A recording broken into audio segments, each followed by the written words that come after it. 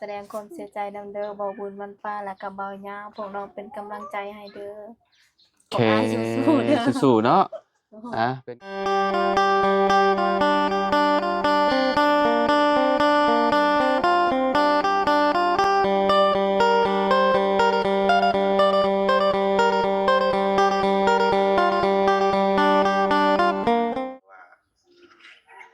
พาสปอร์ตบางคนมันบ่ตรงกับเอกสารรถเนาะเราต้องไปเอกพาสปอร์ตเล่มใหม่ก่อนเนาะถึงที่เอารถไปใส่ก็ได้เนาะแล้วก็2ใบขับขี่สากลเนาะ2อย่างเนาะเพราะว่าพาสปอร์ตมันบ่ตรงกับเล่มรถมันก็ไปบ่ได้มันต้องตรงทุกอย่างมีแต่เก่งพาสปอร์ตแล้วก็เรื่องการใบขับขี่สากลเนาะ2อย่างนี้จะไปใช้ได้ทั่วประเทศเนาะเนาะก็มีแต่ว่าเผาอยู่พุ่นเนาะส่วนเรื่องกระดูกหรือว่าสิได้เอามาหรือบ่ได้เอามาก็จังเบิ่งกันอีกเนาะเพราะว่าตอนนี้เราก็ยังบ่ได้เอา ตัวจริงก่อนเนาะ สบายดีเด้อเนาะ สวัสดี โอ้ยพากันเบิ่งหยังหรอ โอนคลิปบ่บุญมันป้า โอ้คลิปบ่บุญบ้านป่าคลิปอ่าอ้ายเพิ่นเสียครับบ่อืขออนุญาตหน่อยเด้อเนาะน้องหัวกับน้องจันกำลังนั่งก้มเบิ่งคลิปบ่บุญอยู่พี่น้องเนาะสบายดีและสวัสดีเนาะพ่อแม่พี่น้องอีกเทื่อนึงพี่น้องเนาะ FC หลายคนก็คือ เราไปอยู่ไทย แม่น FC หลายคนก็คือสิฮู้แล้วแหละเนาะพี่น้องแต่ว่าซุมเจ้าฮะก็สิได้เบิ่งนี่บ่นี่เนาะ โดย เอ่คลิปเมื่อวานนี่เด้เกิดเหตุเมื่อวานนี่เนาะเกิดอุบัติเหตุเมื่อวานเอารถมาบนไปก็ได้อ่าอ้ายบ่าวบุญสารวัตรบ่แม่นอ้ายบ่าวบุญสารวัตรว่าซั่นอ้ายบ่าวยาวกับบ่าวบุญบ้านป่าเนาะเพิ่นเฮ็ดงานอยู่ฝั่งไทยพุ่นแหละเนาะพาสปอร์ตมาบนนี้ได้ยินว่ากำแพงอิหยังล่มทับอิหยังประมาณนี้แหละนะพี่น้องเนาะเพราะเพิ่นเฮ็ดเวียกเฮ็ดงานเกี่ยวกับคือบ่าวบุญครับเรียกก่อสร้างน่าสิอ้ายก็บ่แน่ใจปานใดเนาะแบบว่าก็เบิ่งคร่าวๆคือกันเนาะได้ยินว่ามื้อนี้เราเดินทางกลับเนาะบ่าวบุญเดินทางกลับแล้วก็สิเดินทางพุ่นแหละข้ามฝั่งไทยเนาะไปส่งสการอ้ายเราแหละเนาะเพราะว่าได้ยินคร่าวๆว่าสิเผาอยู่พุ่นเลยเนาะเบาเตียงเนาะพี่น้องเพิ่นสิพาไปเนาะก็คือเฮาเบิ่งในคลิปอะว่ารถเบาบุญเพิ่นน่ะเล่มเพิ่นยังอันมันบ่ตรงกันเล่มรถเพิ่นน่ะกับพาสปอร์ตบ่หรือว่าแนวใดนี่แหละพี่น้องเอ้ยเนาะเพิ่นก็เลยบ่ได้เอารถเพิ่นไปข้อยก็เบิ่งคลิปอยู่เมื่อคืนนี้คลิปเบาเตียงเนาะในช่องเบาเตียงนั่นแหละเบาเตียงว่าถามประบุญว่าสิเอารถจะไปบ่ว่าแรกๆว่าบุญว่ายังเอาไปบ่ได้รถบ่บุญเนาะว่าสินั่งรถทัวร์ไปว่าสองไอ้น้องว่าเตียงก็เลยตัดสินใจว่าบ่เตียงสิพาไปเนาะมื้อนี้แหละพากันเดินทางกลับนี่เนาะบ่าวบุญอยู่เซโปนพี่น้องเนาะอยู่เซโปนเนาะแต่ว่าบ่าวยาวเพิ่นอยู่บ้านพุ่นแหละได้เบิ่งคลิปกับบ่าวยาวกับ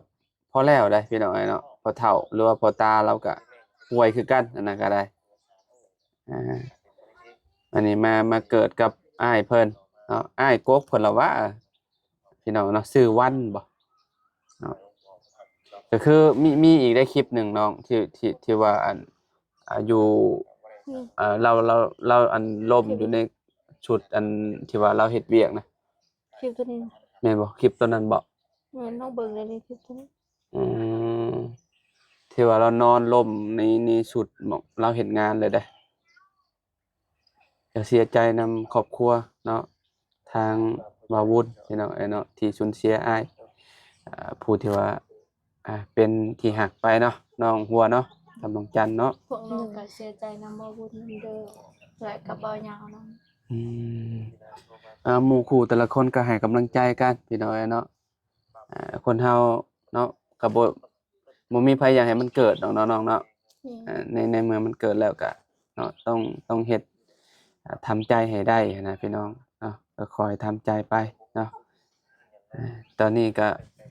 มีแต่ให้กำลังใจกันเนาะเพิ่นเดินทางก็น่าสิเดินทางแล้วมั้งตอนนี้เฮากับบ่ได้แชตหากันยามเช้าพี่น้องแต่ว่าตอนกลางคืนก็คุยกันในกลุ่มอยู่เนาะ นี่บ่ นั่นแหละที่ว่าเพิ่นนี่แหละอ่าแต่ก็บาปแล้วเนาะ สีเขียว นี่สุดทำงานเลยเด้ เขาเฮ็ดขอเอาลงอยู่ใน YouTube ก็เฮ็ด หึ อยู่ใน YouTube ก็เฮ็ดขอเอาลง ก็ใน YouTube พุ่นแหละมีช่องเบายาว แล้วก็ช่องเบาบุญบ้านป่าเนาะที่เอาลงเจ้าเบิ่งในช่องไผเจ้าเห็นเจ้าว่าเจ้าออกข่าวนำบ่จักเจ้าเบิ่งในข่าวบ่ อืม มันเด้งมาให้เจ้าเบิ่งบ่เจ้าเห็นบ่ในนี้ว่าเขาว่าออกข่าวนำ มันน่าจะยุบลงมันพอฮัก อืม พอฮักพอบุญสมูแล้วว่ามันลงแบบไหน ถึกจุดสำคัญแล้วขอยเนาะ อืม แต่ว่ามัน หัวเตะ อืม มันแบบว่ามันยังบุญเนาะ อ๋อเนาะคนเฮานี่เนาะแบบว่าฮู้แต่มื้อเกิดเนาะก็คือมื้อตายนี่บ่ฮู้เลยพี่น้องว่าสิเป็นจังไดเนาะบางคนเจ็บไข้ป่วยพี่น้องเนาะบางคนก็อุบัติเหตุมีหลายอย่างเนาะชีวิตคนเฮาเนาะบ่ได้มีหยังแน่นอนพี่น้องเอ้ย บริการโตเนาะ อืม เรื่องความเจ็บความตายมันก็บ่มีไผดีพ้นเนาะ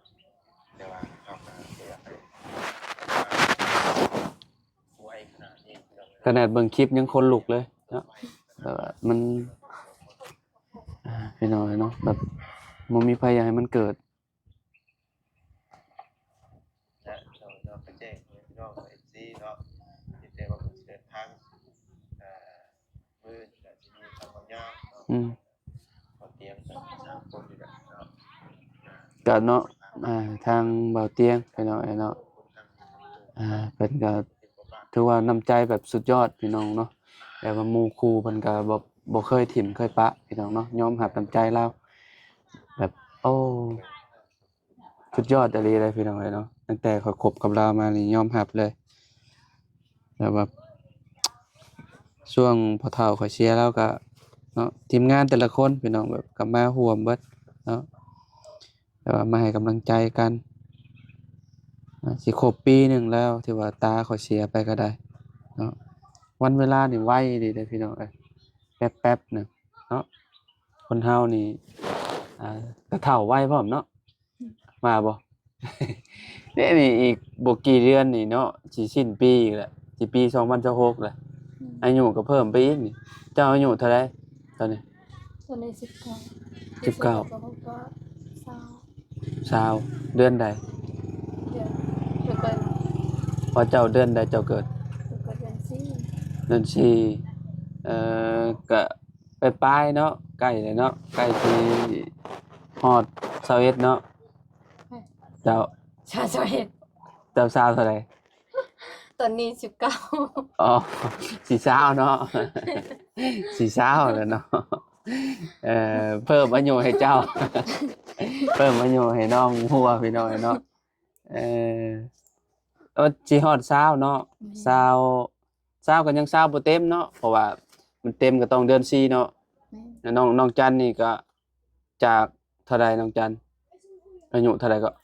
17 17สิก็18สิเข้ามาเนาะ โดย อืม10เต็มเดือนใด บุ้ง เอ้าคือว่าบ่ฮู้ บ่ได้เบิก อืมแต่ก็ว่าต้อง18เนาะ17แล้วก็18แล้วเพราะว่า2016ใกล้สิเข้ามาแล้วเนาะ โดย แต่บ่ฮู้ว่าเดือนใดเนาะไล่เลี่ยกันนะนี่น้องหัวกับน้องจันนี่แบบว่าห่างกันอยู่2ปีเนาะเจ้าแต่ว่าคน ที่ว่าได้ผัวอยู่บ้านเก่งหลวงฮะเท่าใดอัน20เท่าใดเจ้า2บ่25 เจ้าสามเจ้าสี่ แล้ว3จะ4ปีเนาะก็สิเราสิได้ลูกห่างกันอยู่ประมาณ2ปีมีน้องร่วมเทื่อหนึงเนาะหรือว่า3ปีเนาะประมาณนี้เนาะก็ห่างอยู่เนาะก็บ่ได้เอาเราบ่ได้เอาลูกถีบปานนั้นเนาะบางคนน่ะเฮาเห็นน่ะครอบครัวแต่ละคนน่ะบางคนน่ะปีหนึ่งก็มีน้องแล้ว อย่างเช่นน่ะเพื่อนน้องบายน่ะลูกเราแค่ยังซ้ำนี่ได้ออกมาใหม่อีกเนาะลูกคนนั้นยังบ่ได้หย่านมเลยก็ได้ใหม่อีกแล้วหั่นน่ะเอ่อบัดลูกคนนี้กินนมปุ๊บแล้วก็คนนั้นกินนมนำกันแล้วนะเนาะยังต่ำก็ให้ออกแบบ3ปีซะเพิ่นก็ออกนมออกหยังแล้วจังมีก็ได้พี่น้องเนาะแต่ว่าบางคนเพิ่นก็แบบว่าบ่อันนั้นถ้าบ่ได้เจ้าสิไปใช้น่ะ เขาเมื่อบ้านเขา โอ้ ก็มาเล่นเพื่อนพี่น้องด้วย อืมเบิ่งคลิปแล้วก็อีต้นพี่น้องเนาะอีต้นผู้ที่ว่าเพิ่นเสียชีวิตเนาะครอบครัวเราหั่นแหละพี่น้องเนาะ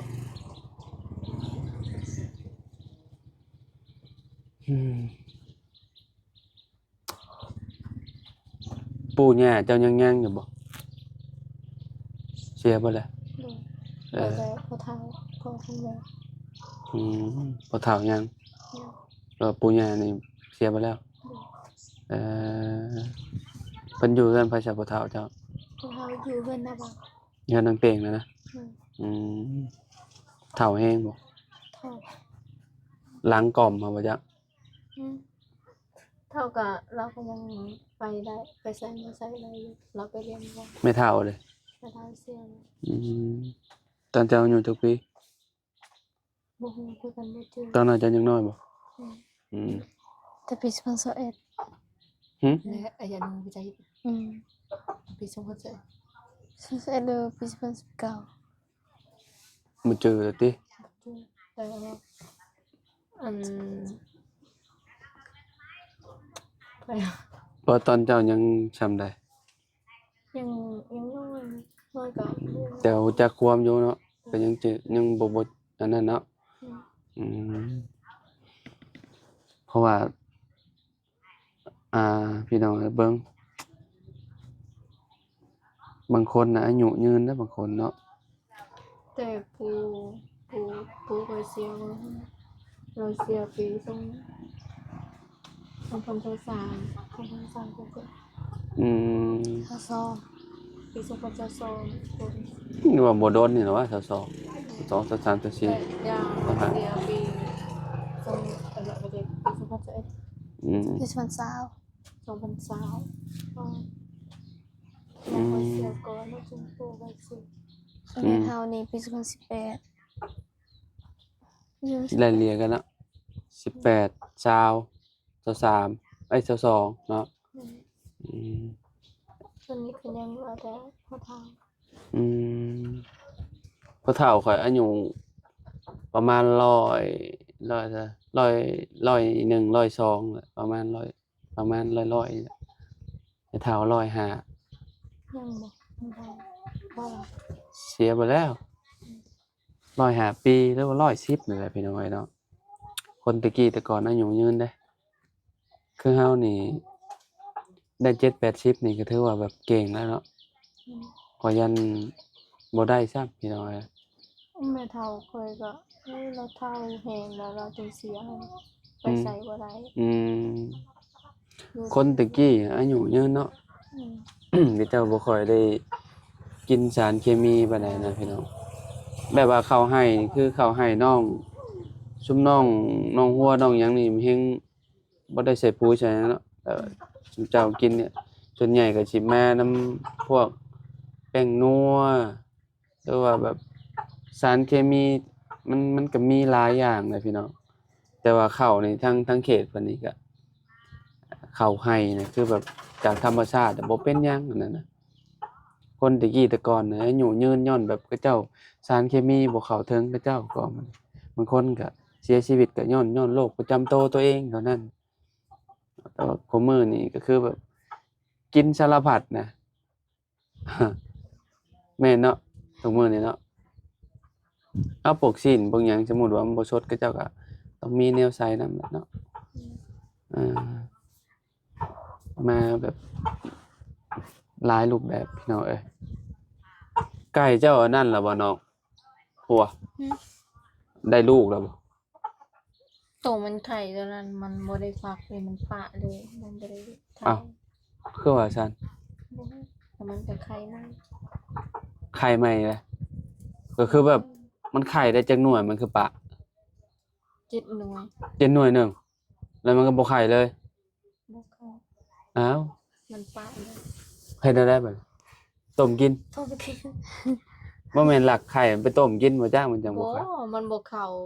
มันบ่เข้าเลย มันนี่โตใหม่หรือโตเก่ามันไข่ ตัวนั้นอะ หึ ตัวไม่ โตใหม่ ตัวเก่าอะ ไก่บ่มักดีเนาะแบบว่าบ่ ไข่ละ700พันบาท อ๋อ ไข่ ไข่ ว่าสิได้กำไรเลยว่า ไข่แบบไปปะเนาะไข่แล้วผัดปะพี่น้องคิดว่าสิพักบ่พักเนาะก็บ่ได้กำไรแล้วนี่เพิ่นนี่เนาะกล่าวว่าได้ลูกได้เต้าออกมานี่เนาะเฮาบ่ได้ลูก ก็แปลกอยู่เนาะก็เป็นมันก็เฮ็ดจังซั่นเนาะแต่เก่าแบบได้ไข่จบแล้วก็นอนพักไข่แล้วอันนี้เฮาบ่ไกลเลย จะได้บ่ไข่แล้ว มันนี่จักหน่วยแล้วมันเริ่มไข่ใหม่ มันบ่ไข่แล้วมันไข่เลยเนี่ยเดี๋ยวมันบ่ไข่ จ้อยอีกโกย ก็เป็นจังซั่นเนาะสิได้ลูกมันจะบ่เนาะ บ่ได้กำไร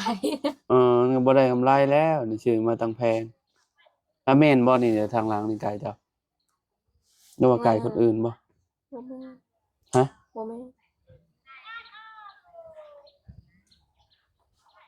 ไก่แจ้ตัวนั้นไปใช้แล้วจ้ะ มันไปแล้วปล่อยตอนแรกมันก็มา อืมแต่ละมื้อมันก็เข้าคอกอยู่บ่ เข้ามันเข้าเอง คือจังซั่นเนาะเข้าบ่อยู่ในตารางนี่นะ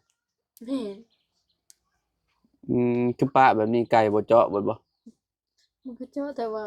สิเอาขึ้นพัดอยากปะอันต้องเอาลงอีก อ๋อ ก็ปะเลยแล้วก็ลง มันอันนั้นนะมันชื้นนะแต่ว่าจังได๋สิตากใหม่บ่ แม่น เอาไว้ไปฉี่เนาะพี่น้องเอ้ยเนาะช่วงนี้ก็ยังรออยู่พี่น้องยังรอทีมงานเนี่ยมาครบก่อนเนาะเรื่องเจาะน้ำเจาะในเพิ่นนี่แหละพี่น้องเอ้ยเนาะสายเจาะเพิ่นก็ยังเกี่ยวข้าวเกี่ยวน้ำอยู่ว่าซั่นเนาะสองสาวนี่ก็ยังไปอาบน้ำเชคือเก่าอยู่เนาะเมื่อวานนี่ไปคนน้ำบ่เมื่อวานนี่ เนาะ อืมคนน้ำมาแต่เซพุ่นแหล้วเนาะ บ่อันนั้น เอาอยู่ไส ขอน้ำข้าวเจ้า ขอน้ำเข้าไป นี่นะ อืม อ๋อแต่พ่อน้ำจังใสเนาะเพราะว่าน้ำคือใสพอเราไปเอาอยู่เซ มันเสแห่งขุนมันขึ้นอีกเด้ฝนตกอยู่เวียดมันขึ้น ขึ้นบ่ขึ้นเอ่อ อืม สูงเติบบ่ อืม มีหยังคือยังเนาะน้ำยังหลายคือเก่าเนาะ แม่นเพราะว่าฝนตกอยู่เวียดนี่ อืมเมื่อคืนนี่ก็แห้งเนาะแห้งพี่น้องเอ้ยเมื่อคืนนี่ก็ได้มื้อนี้ผ่านแล้วมื้อนี้คือสิเบิดแล้วแหละพายุเขาว่าเนาะมัน วันที่หนึ่งวันที่8เด้มื้อนี้ท้องฟ้าเริ่มแจ่มใสแล้วก็บ่แน่เด้มันมาเฮากับเนาะ เขาก็บ่ฮู้ใจ บ่ฮู้ใจดอกเฮาบ่ได้อันนั้นพี่น้องเฮาบ่ได้อยู่เทิงฟ้าพี่น้องมันได้มีอีกเริ่มก่อโตกันอีกเลยแต่ว่ายามแรงโตอยู่จ้ะแม่ไปใช้ซะมื้อนี้ พูด เอ ไป อ อยู่บ้านเขาเฒ่า กินแล้วบ่แกงหน่อไม้ เฮ็ดหมกแล้วมั้ง ซุปหน่อไม้บ่เรียกว่าแกง เฮ็ดหมก หมกเอาบ่ โดน ว่าสิกินสิมื้อลาวอยู่หมกหน่อไม้เนาะหมกนี่เขาบ่อยากกินแกงเขา อยากกินแกง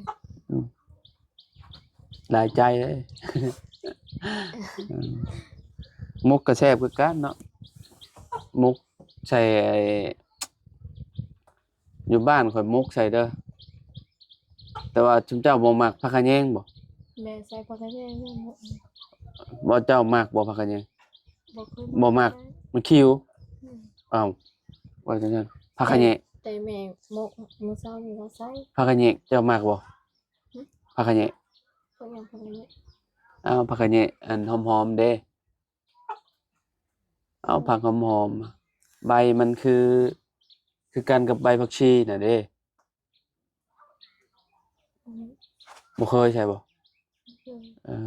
ม เดี๋ยวไปซะบ่จักเนาะแรกๆบางทีมันห้องต่างกันนะกับอยู่บ้านข่อยนะบ้านเจ้านะขนาดหมักตัวแห่น่ะยังห้องต่างกันเลยเนาะบ้านเจ้าห้องนั้นแล้วก็ แด ฮะ แด แด แด แร แม่ แร แด โอ้ห้องห้องต่างเนาะบางดิบไหม้เด้ห้องบางดิบไหม้ห้องนั่นแหละบางดิบไหม้บางดินฟ้านะบางดิบไหม้บางยาวๆสำนี้นะยาวดอกมันก็จะเอามากินนะหมากเล็มไหม้บ่จ้างหมากเล็มไหม้บ่เจ้าฮู้จักบ่น้องจัน บ่ บ่จักโอ้สิว่าจังได๋เด้บ้าน ดอกดอกยังดอกมันเขาเอามากิน หมากลิ้นฟ้าหั่นนะไม่ใช่ต้น มั มัน เป็นสีหยังสีดำบ่หรือว่าต้นมันอยู่หั่น หมากก็เจ้าเอากินกับป่นกับหยังหั่นนะบ้านข่อยฮ้อมหมากลิ้นฟ้า มันคมบ่ เออ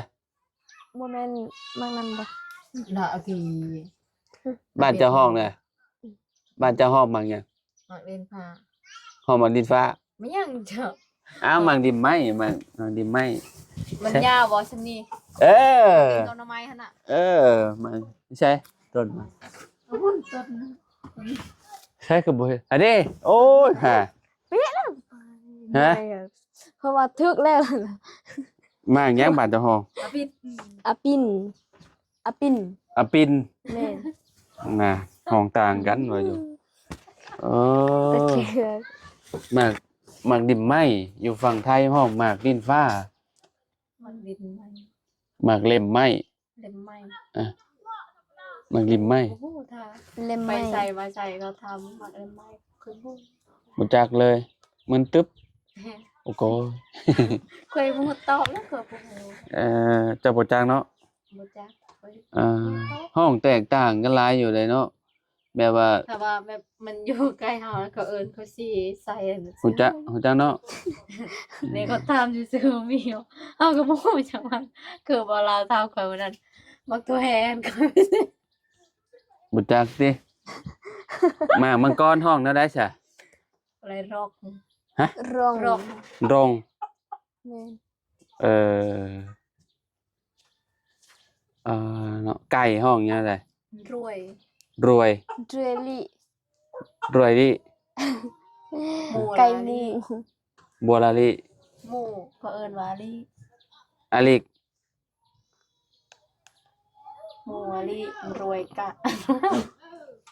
กายรวย เดราะ แบ่เด้ ไม่ เบะ ไม่ แบะ ไม่ ต้องหันลิ้นเนาะ ไม่เตระ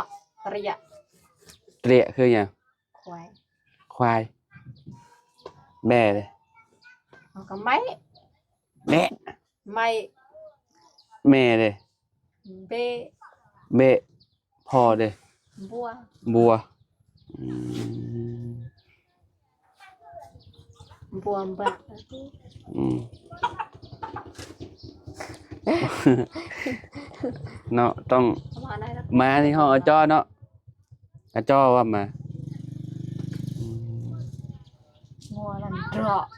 เดาะ เตระ เดาะแม่นบ่ เตระ เดาะ เตระ เดาะ เดราะ งัวก็ห้องเดาะเนาะ เตระ เอ เตระ อ เตระระยะ รถเด้ ลัด ลัด ลัด ดัด รอด ก็ได้ ลัดลัดลัด รถเข้าห้องนั่นแหละ โดย โดย เออ แตกต่างกันหลายเท่าเลยพี่น้องหลายเลยเนาะ đau đau มัน จะ เด้ đau ngoài được hả มันห้องนั่นเลย buông ฮะ buông ปอง buông ปวง โอ้ยเนาะต้องเรียนรู้หลายอย่างเลยพี่น้องมาเหนือซื่อๆได้บ่ได้รู้เกี่ยวกับแบบคำเว้าคำอิหยังนะเรื่องเข้านี่ก็ห้องจ้านี่ก็เข้าใจอยู่จะโดยนี่ก็โอเครู้จักมันง่ายอยู่จะโดย จะโดยไม่เด้อ หึ จะโดยไม่เด้อ จะโดยแบบใดก็เว จะโดยกินข้าว เวเด้อ ngoài đời กินน้ำ ง่วยเด้อ จะđau ngoài đời จะโดยง่วยเด้อโอ้ต้องเขียนเนาะต้องเขียนแล้วก็แปลคำศัพท์ลาวนำเขียนนี่แรกๆนี่เขียนภาษาลาวเทิงปึ๊กแล้วก็แปลอยู่ข้างล่างเขียนได้คันว่าปากต่อปากนี่หลงลืมเนาะ น้องเพิ่นนี่ได้เปรียบเลยพี่น้องเอ้ยเนาะเวลาเพิ่นเว้าอิหยังเวลาเพิ่นลมกันนี่เฮาแทบสิบ่ฮู้จักเลย แต่ว่าเวลาชุมข่อยลมกันนี่ชุมเจ้าฮู้จักเบิดเนาะชุมเจ้านั่นแหละชุมเจ้าได้เปรียบบ่อยู่ชุมเจ้าได้2ภาษาเด้เนาะชุมข่อยน่ะบ่ได้เนาะบ่จักเลยพี่น้องเอ้ยเนาะ ta sẽ nói gì hiềnภาษาเวียดcảเขาhiềnภาษาเราก็biết เรียนภาษาเวียดก็คือสิเป็นง่ายอยู่จ้ะเนาะว่าบ่ có ai อืม แต่เขาไปตลอดอยู่เวียดเดียวเฮียน อืม อาจจะให้ ก็ประมาณนี้แหละพี่น้องเอ๋ยเนาะทางซุมเฮาเนาะก็ขอแสดงความ จะเดาไว้เป็น เสียใจเนาะนำครอบครัวเบาย่าว่าบุญเพิ่นนำได้หลายเด้อเนาะขอให้อ้ายเพิ่นเนาะไปขึ้นสวรรค์ชั้นฟ้าไปภพภูมิที่ดีเนาะพี่น้องเอ๋ย น้อ เนาะ งก็แสดงความเสียใจนำเด้อบ่บุญมันป้าและกับเบาย่าพวกเราเป็นกำลังใจให้เด้อ โอเค ขอให้สู้ๆเด้อ สู้ๆเนาะเป็นกำลังใจให้เด้อพี่น้องเด้อเนาะ FC ขอบคุณหลายๆเนาะเบิดทุกคู่ทุกคนเนาะซุมเฮาก็เนาะมีแต่คำขอบคุณขอบใจนี่แหละเนาะที่มาเป็นกำลังใจให้แล้วก็มารับชมคลิปเบิ่งเนาะซุมเฮาหั่นน่ะพี่น้องเอ้ยเนาะบ่มีหยังหลายพี่น้องเอ้ยเนาะก็ดีใจเนาะที่ FC ชื่นชอบเนาะน้องหัวเนาะอ่า ประมาณนี้แหละพี่น้องเนาะไปพบกันใหม่พี่น้องขอโตแล้วบาดนี้เนาะไปหาซีมุกหน่อไม้เมน้องหัวเพิ่นก่อนเนาะไปน้องหัวน้องจัน สบาย สบายดีเด้อ FC เด้อ